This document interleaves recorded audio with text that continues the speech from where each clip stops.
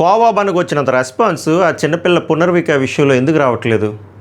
అంతకంటే పెద్ద సమస్య కోవా బంద్ నేను తక్కువ చేసి మాట్లాడట్లేదు. ఎందుకంటే నేను కూడా చాలా గట్టిగా మాట్లాడాను. హ్యుమానిటేరియన్ గ్రౌండ్స్లోనే, హ్యుమానిటేరియన్ యాంగిల్స్లోనే మనం మాట్లాడాం, మీరైనా నేనైనా.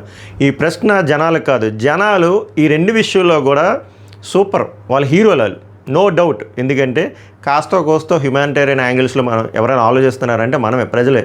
కానీ కోవా బండ్ మీద చూపించినంత ఇంట్రెస్ట్ ఈ సోకాల్డ్ మీడియా కానీ, ఈ సోకాల్డ్ పొలిటీషియన్స్ కానీ, నేను ఇక్కడ ఏ పార్టీని తేట్లేదు భయ్యో, ముందే చెప్తున్నా, నాకు ఏ పార్టీ అయినా ఒకటే. నేను అసలు I'm least bothered about these parties.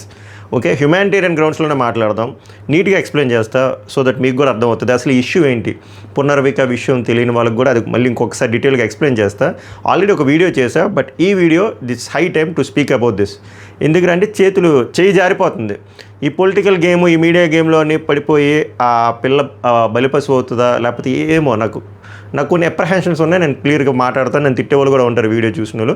నేను పూర్తిగా చూస్తే తిట్టారు, మీకు అర్థమవుతుంది, కన్విన్స్ అవుతారు అసలు what's happening, what's the reality.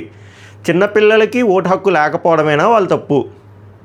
చిన్నపిల్లలకి ఓటు హక్కు లేదు కదా, వీళ్ళ మీద మనం కాన్సన్ట్రేట్ చేస్తే ఏం వస్తుంది అని ఆలోచిస్తున్నారు ఆ పొలిటీషియన్స్. ఇవన్నీ ఆస్పెక్ట్స్ చాలా టాప్ యాంగిల్లో మనం మాట్లాడుకుందాం. సో వెల్కమ్ టు పవన్ రా టాక్స్, मेरा नाम పవనే. సో వీడియో చూసే ముందు ఎక్కడ నచ్చితే ఎక్కడ ఇన్ఫర్మేటివ్గా అనిపిస్తే లైక్ చేయండి, కుదిరితే హైప్ చేయండి, హైప్ పాయింట్స్ ఉంటాయి, సో దట్ వైడర్ ఆడియన్స్కి వీడియో రీచ్ అవ్వాలి, గట్టిగా అవ్వాలి. పొరపాటు మీ వరకు వస్తే ఈ రెండు పనులు చేయండి, కుదిరితే షేర్ చేయండి, సబ్స్క్రైబ్ చేయమని అడగను, మీకు వర్త్ అనిపిస్తేనే సబ్స్క్రైబ్ చేయండి. ఈ చిన్న పాప పునర్విక ఇష్యూ మాట్లాడే కంటే ముందు నేను దీన్ని కోరిలేట్ చేసి మాట్లాడతాను. అలా అని చెప్పి నేను తక్కువ చేసి మాట్లాడలేదు. ఇక్కడ రెండింటిలో కూడా హ్యుమానిటేరియన్ గ్రౌండ్స్లోనే ఆలోచిస్తున్నాం. కోవా బండ్ ఇష్యూలో ఎందుకు మన హృదయాలు ఎందుకు అంత కదిలేయి? కాసేపు మీడియాని, పొలిటికల్ పార్టీస్ని పక్కన పెడితే మనం కామన్ మ్యాన్ ఎందుకు కదిలేము? ఒక నిరుపేద కుటుంబం ఎఫెక్ట్ అవుతుంది, వాళ్ళు వెరీ లోవర్ మిడిల్ క్లాస్ నుంచి పాపం బండ్లు అమ్ముకోవడం కోసం కర్నూలు నుంచి వస్తే అందరూ కలిసి హ్యూమిలేట్ చేసి దాన్ని ఒక రిలీజియన్ థింకింగ్ కలిపారు. ఒకవేళ ఆ చిన్న పాప చూసినా, ఒకవేళ బిజినెస్ పోయినా, వాళ్ళ ఆదాయం కానీ ఆధారం కానీ అదే కాబట్టి వాళ్ళ ఫ్యామిలీ ఎలాగా బతుకుతుంది, వాళ్ళ పిల్లలు ఏమనుకుంటారు, ఈ అన్ని యాంగిల్స్లో మనం 360 డిగ్రీస్లో ఆలోచించాము. ఆయనకి ఎక్కడైతే రెస్పెక్ట్ పోయిందో రెస్పెక్ట్ వచ్చేలా చూసాము, తన బిజినెస్ ఏం ఎఫెక్ట్ అవ్వకుండా చూసాము, తను గిల్టీ కాదని ప్రూవ్ చేసాము. ఇక్కడ అందరూ ఎస్పెషల్లీ సోషల్ మీడియాలో ఇక్కడ రిలీజియన్ ఏమీ తేకుండా మనిషి కోసం నిలబడి ముందుకు తీసుకెళ్లారు, సక్సీడ్ అయ్యారు. అప్పుడు మీడియా కూడా చర్చించారు, మీడియా టీఆర్పీ రేటింగ్ల కోసము, టీవీఆర్ రేటింగ్ల కోసం, జిమ్మికుల కోసము తెగ చర్చించారు. దాన్ని చాలా స్పైసీగా యాడ్ చేశారు, మతాలు తెచ్చారు, కులాలను తెచ్చారు, లాంగ్వేజ్లు తెచ్చారు, ఇది తెచ్చారు. దాని తర్వాత ఇంకా ఇది పొలిటికల్ టచ్లోకి వెళ్ళింది. ప్రతి పొలిటికల్ పార్టీ వాళ్ళు రెస్పాండ్ అయ్యారు. నారా లోకేష్ గారు రెస్పాండ్ అయ్యారు, ట్వీట్ వేశారు. మన జనసేన పార్టీ మెంబరు మన నాగబాబు గారు పిలిపించి బండి తిన్నారు, వాళ్ళ కార్యకర్తలతో తినిపించారు, డబ్బులు ఇచ్చారు, సహాయం చేశారు. డిఫరెంట్ పొలిటికల్ పార్టీస్ వాళ్ళు కూడా వచ్చారు, రెస్పాండ్ అయ్యారు. కరెక్ట్గా చెప్పాలంటే వాడుకొని దొబ్బారు. ఎందుకురా అంటే మనకి హృదయాలు కదిలే భయ్యా, మనకు ఆ సింపతి ఎంపతి వచ్చింది, మనం ముందుకు తీసుకెళ్ళాం. బట్ గొడ్లిప్ మాట్లాడుకోవాలనుకుంటే, అంటే నిజాలు మాట్లాడుకుంటే వాళ్ళు ఇది పొలిటికల్ మైలేజ్ కోసమే చూశారు, ఇది ఓట్లు పడతాయని, అది సింపతి గింపతి ఇవన్నీ. ఓకే ఫైన్, అది కూడా మన ఇండియాలో పాలిటిక్స్ అలానే ఉంటాయి కాబట్టి నేను దాన్ని ప్రశ్నించట్లేదు, క్వశ్చన్ చేయట్లేదు. సో అక్కడ చేసింది ఎందుకు? ఓట్లు పడతాయి, ఇవన్నీ చేస్తే ఓట్లు పడితే మీడియాకు కూడా హెల్ప్ అవుతుంది. ఎందుకంటే ఇక్కడ రిలీజియన్ థింగ్ తెస్తున్నారు, లాంగ్వేజ్ తెస్తున్నారు, స్టేట్స్ చాలా తెస్తున్నారు కాబట్టి. సో దానికి కావాల్సిన మైలేజ్ వాళ్ళకి వచ్చింది, మీడియా వాళ్ళకి వచ్చింది, పొలిటీషియన్స్ కూడా వచ్చింది, డిఫరెంట్ పార్టీస్. ఇక్కడ పాప విషయంకి వచ్చేసరికి అక్కడ మనము బండ్కోవాలో వాళ్ళ ఫ్యామిలీ ఏమైపోతుందో అనుకుంటున్నాం. ఇక్కడ మనిషే బతికేలా లేదు. 2 సంవత్సరాల లోపల ట్రీట్మెంట్, ఆ ఇంజెక్షన్ కాస్ట్ 16 కోట్లు. అది కానీ ఇంజెక్షన్ రాకపోతే ఆ పాప చచ్చిపోద్ది. పాప చచ్చిపోయిన తర్వాత ఇంకేమైనా బొక్కలో హ్యుమానిటేరియన్ యాంగిల్స్ చెప్పండి. ఇక్కడ ఆ ఫాదర్కి ఏమవుతుంది, వాళ్ళ బిజినెస్కి ఏమవుతుంది, వాళ్ళ కూతుర్లు వాళ్ళ పిల్లలు ఏమవుతారు అనే యాంగిల్లో ఆలోచించాం. ఇక్కడ దానికంటే హై సివియారిటీ కేసు కదా, రేర్ కేసు కదా. ఒక 9 నెలల పాప ఫైట్ చేస్తుంది 4 months నుంచి. అండ్ ఈ విషయం ఏమైనా బ్రాండ్ న్యూ ఇష్యూ ఇప్పుడే తెలిసిందంటే 1.5 ఆల్మోస్ట్ 2 నెలల నుంచి ఫైట్ చేస్తున్నారు వాళ్ళ family. Lower middle class family, cutting shop అయింది. Very rare disease, SMA type 1 very rare disease.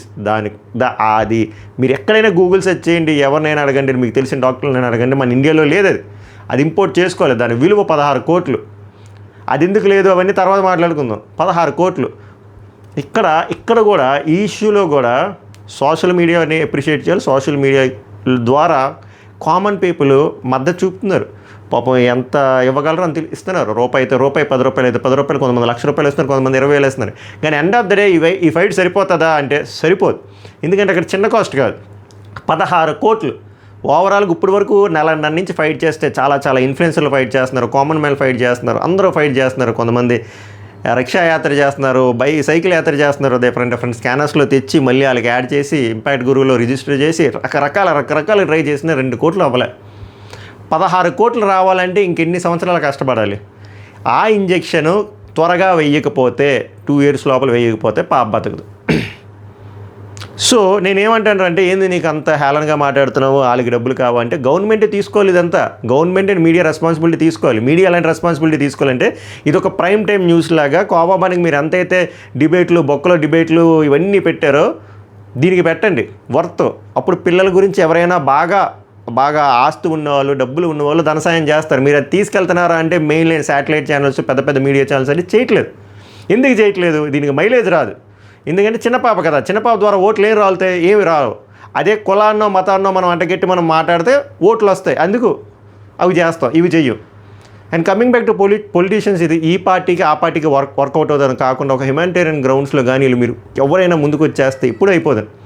సింపుల్గా చెప్తున్నాను చూడండి, మన ఏపీ తెలంగాణలో ఉన్న మొత్తం ఎమ్మెల్యే 10 లక్షలు, ఎమ్మెల్యే దగ్గర 10 లక్షలు ఉండవు, ఎమ్మెల్యే 10 లక్షలు అనుకుంటే మ్యాటర్ సాల్వ్.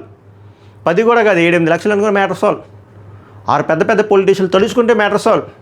కానీ ఎవరు దృష్టి చూపించట్లేదే. బన్నుకోవతన్ని పిలిచి బన్ను తింటున్నట్టు, వాళ్ళకి ధనసాయం చేస్తున్నట్టు ఏ పొలిటీషియన్ చేయట్లేదే. ఏ మీడియా వాళ్ళు డిబేట్ చేయట్లేదే. పెద్ద ప్రముఖులు ఎవరో దీని గురించి మాట్లాడట్లేదే. ఎందుకురా అంటే ఇక్కడ కులం లేదు, ఇక్కడ మతం లేదు, ఇక్కడ భాష గురించి గొడవలు లేవు, ఏమీ లేవు. జస్ట్ ఒక చిన్న పాప కదా, ఆ పాప ఓటు ఏమొస్తుంది? ఆ పాప ఎదగాలి, వచ్చి ఎదిగిన తర్వాత అప్పుడు ఓటు వేయాలి కదా. సో అందుకు చిన్న చూపు. చాలా క్రిటికల్ స్టేజ్ వరకు తీసుకెళ్ళిపోయి అప్పుడు సాయం చేద్దాం అనుకుంటున్నారా? దయచేసి చిన్నపిల్లలతో ఇలాంటి ఆటలు ఆడొచ్చు సార్.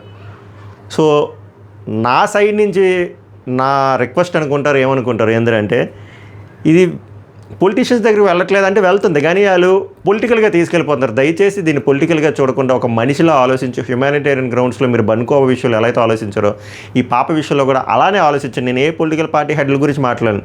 ఇది ఒక మనిషిలో ఆలోచిస్తే మ్యాటర్ చిటికలో సాల్వ్ అయిపోతుంది, చిటికలో. కానీ ఎవడు అలా ఆలోచించట్లేదు. దయచేసి అలా ఆలోచించండి. మెయిన్ స్ట్రీమ్ మీడియా ఛానల్స్ కూడా ఈ న్యూస్ వేయండి. పనికిమాలి లత్కోర్ న్యూస్లన్నీ వేస్తారు కదా, అవన్నీ ఆపేసి ఒక్క వారం రోజులు ఈ న్యూస్ వేయండి. బిలీవ్ మీ వెంటనే వస్తుంది, వెంటనే ఇంజెక్షన్ వస్తుంది, పాపకి వేస్తాడు, పాప బతుకుతుంది. సో దయచేసి దీని గురించి ఫైట్ చేయండి. నేను కామన్ పీపుల్ గురించి చెప్తున్నాను. మనం ఫైట్ చేస్తేనే ఇది హయ్యర్ లెవెల్కి పీపుల్కి వెళ్తుంది, వాళ్ళకి ఆ ప్రెషర్ అర్థమవుతుంది. చిన్నపిల్లల్ని పొలిటికల్ గేమ్లోకి దయచేసి తేకండి, చివరి వరకు తీసుకురావడం అలాంటివి చెయ్యొద్దు. మీకు ఒకటే చెప్తా, మీరు ఏది చేస్తే అదే వస్తుంది. మీరు పుణ్యం చేస్తే పుణ్యం వస్తుంది, పాపం చేస్తే పాపం వస్తుంది. మీరు ఇప్పుడు ఈ పాపతో మనకేమో ఉపయోగం, ఓట్లు కూడా రావు కదా అనుకుంటే, ఏమో ఈ పాపని బతికించిన తర్వాత అదే పాప ఏమో మన తెలుగు స్టేట్స్, మన ఇండియా పరువు నిలబెట్టే స్థాయికి వెళ్తుందేమో. Who knows, think in that way. So దయచేసి పొలిటీషియన్స్ ముందుకు రండి. నేను ఆ పార్టీ వాళ్ళని ఈ పార్టీ వాళ్ళని నేను లేబుల్ అయ్యను, బ్లేమ్ చేయను. ఎవరో ఒకరు ముందుకు వచ్చి సహాయం చేయండి, పాపను కాపాడండి. అండ్ దీన్ని పొలిటికల్ గేమ్లోకి కన్వర్ట్ చేయొద్దు. అలాగే పాపని యూజ్ చేసుకుని కొంతమంది ఇన్స్టాగ్రామ్లో రాంగ్ స్కానర్లు, వాళ్ళ స్కానర్లో యూజ్ చేసి, కొంతమంది వాళ్ళ స్కానర్లు యూజ్ చేసి ఆ మనీ డొనేట్ చేస్తున్నారు. బట్ కొంతమంది మనీ డొనేట్ చేయకుండా ఇక్కడ కూడా చూడండి మనీ స్కామ్ జరుగుతుంది. సో దయచేసి మీరు ఎవరైనా ఆ పాపకి డబ్బులు వెయ్యాలంటే చాలా తక్కువ రీల్స్లోని అకౌంట్ డీటెయిల్స్ ఇచ్చారు. స్కానర్లకు వేయొద్దు. స్కానర్లకు వేస్తే అది ఎవరి స్కానర్లకు వెళ్తుందో తెలియదు. అకౌంట్ డీటెయిల్స్లో వాళ్ళ ఫాదర్ నేమ్ ఉంటుంది, సురేష్ కుమార్ అని. అయితే అలా అయ్యండి, లేకపోతే రిజిస్టర్డ్ యాప్స్ ఉంటాయి ఇంపాక్ట్ గురు, అలా అయ్యండి. లేదా మీకు కుదిరితే వాళ్ళ దగ్గరికి వెళ్ళి డైరెక్ట్గా మనీ ఇవ్వండి ఈ గ్యాప్లో. అంతే తప్ప ఎవరు పడితే వాళ్ళ స్కానర్లు చూపిస్తుంటే వాళ్ళకి వెయ్యొద్దు. ఈ రోజుల్లో ఎవరిని నమ్మలేం. సో అక్కడ కూడా చాలా స్కాములు జరుగుతున్నాయి. ఇది కూడా యూజ్ చేసి తెలుసు కదా, శవాల మీద చిల్లర ఏరుకునే బ్యాచ్ కూడా కొంతమంది ఉంటారు. వారి గురించి మనం సపరేట్గా మాట్లాడుకున్నాం. బట్ మీరు చేసింది మీరు ఇచ్చింది రూపాయినా 10 రూపాయలైనా కరెక్ట్ పర్సన్కి వెళ్ళాలి తప్ప ఇలా రాంగ్గా నావిగేట్ అవ్వకూడదు. సో అది కూడా కొంచెం దృష్టిలో పెట్టుకోండి. సో చూద్దాం. సో గట్టిగా మాట్లాడండి. దీనికి మాట్లాడాలంటే యూట్యూబ్ ఛానలే ఉండాలి అవసరం లేదు. ఇన్స్టాగ్రామ్లో మీరైనా రీల్ చేసి మాట్లాడండి, బయట కూడా మాట్లాడండి, డిస్కస్ చేయండి. మెయిన్ లైన్ మీడియాకి వెళ్ళాలి, పొలిటీషియన్స్కి రీచ్ అయితే చిటికలో మ్యాటర్. ఐ హోప్ నా కన్సర్న్ మీకు అర్థమైంది అనుకుంటున్నాం. మళ్ళీ నెక్స్ట్ టాపిక్లో కలుద్దాం. నెక్స్ట్ వీడియోస్లో, అప్కమింగ్ వీడియోస్లో పాపకి ఇంజెక్షన్ దొరికింది అనే గుడ్ న్యూస్తో మాట్లాడుకుందాం. సభకు నమస్కారం.